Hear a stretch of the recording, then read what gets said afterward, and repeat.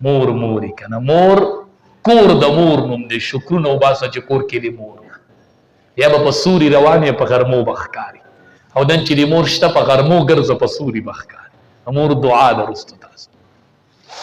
نو دا د میندو ژبه ده په دې میندې مه کنځئ په دې مور ته کنځل مه کوئ یو هلک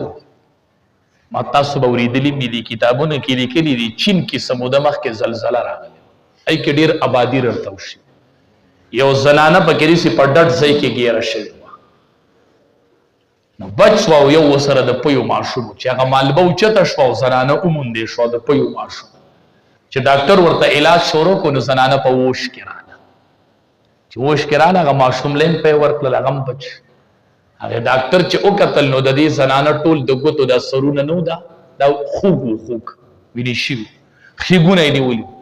ډاکټر هغې مور ته وایي د ګوتو دا سرونه دې ولې خوږ دي وایي ډاکټر صاحب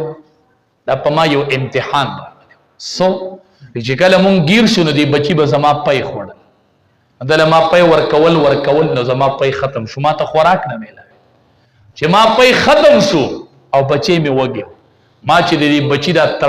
تړکافېدل ولیدل چې بچی مې داسې ټوپونه وخل د لوږې د لاس ما سره هېڅ حربه پاتې نه شوله نو ما ګټه راواغستله د یوې ګوتې سر به مې ټکو او بچي له به مې په ګوته په خپله په خوله کې به مې وله ګوته ورکوله د خپل وجود په وینه مې د بچي ژوند بچ کړی هغې ډاکټر رپورټ ولیکو چې دا یوه مور ده که فیصله امتحان دې پې وکړو بچیا ژوند به خپل ورکړي او ستا ژوند به بچ کړي تا مور پېژندلې ده تا مور پېژندلې وی ما په خپله وینه د بچي ژوند بچ کړی بیا به هوښه شوې یم چې وجود نه مې وینه لاړه خو ما د خپل بچي ژوند بچ کړی ما ته د بچي ژوند مطلوب هلک و د مور ډېر تابعدار خپلې مور ته به یې وې خپلې ښځې ته به یې وې زما د مور خیال ساته ټیک دا ښکلې خبره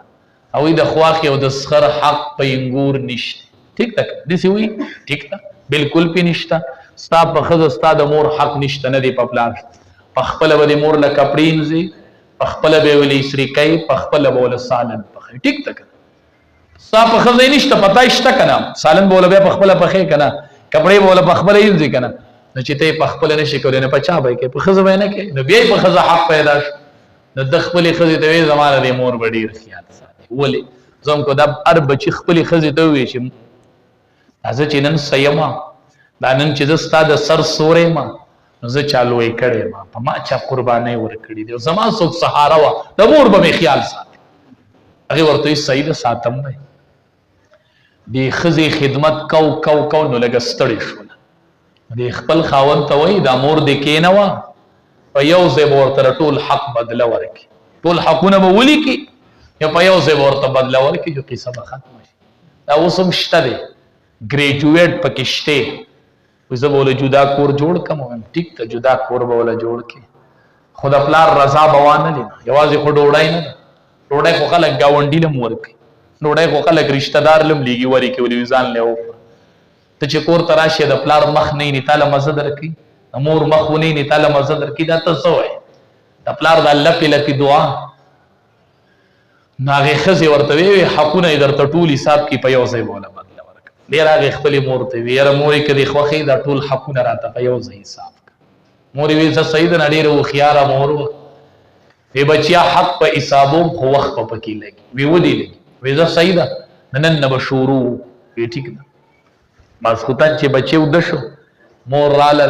یوه لوټی ورته د اوبو په دې کټ کې یو طرف ته واړوه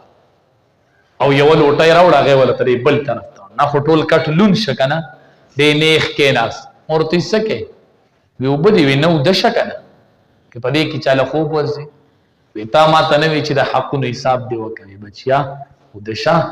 ما 2.5 کاله ستا سره د متیازو په لون کټ کې شپه کړې وه نن ته یوه شپه وکړه نو چې سحر شي